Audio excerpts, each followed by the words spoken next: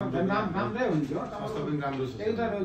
ऊ पनि नराम्रो थिएन राम्रै थियो उनीहरूको पनि त्यति नराम्रो थिएन सबै क्लियर भयो सुदूर नेपाल सुदूर नेपाल अब अहिले त फोटो उसलाई ठिकै सबै अध्ययन गरेको हो राम्रो थिएन त्यही गरौँ हुन लास्टमा त्यत्रो भयो ल हुन्छ भनेर सुरु सब गरेको एक दुईचोटि हामीले सब गरेर साधारण सभा गरेर पठाएको पनि लास्टमा अहिले आएर प्राधिकरणमा गएपछि हामीलाई अब के गर्नु नमिल्ने भनेर पत्रै पठायो त्यसो भयो पछि खुल्न त खुल्ला देखा खुल्यो भने त के गरौँ होला ल यही पनि गरौँ ल ऊ पनि दुइटैलाई हालौँ भने त एकैमा के हुन्छ सर हाम्रो त फेरि अलिकति राम्रै छ सर अब अहिले हामी हेड अफिस महेन्द्रगरमा छ महेन्द्रगरमा सेवा केन्द्र दहीजी झलारी अब यो अन्तर्यासमा पनि हामी टच भइरहेको छौँ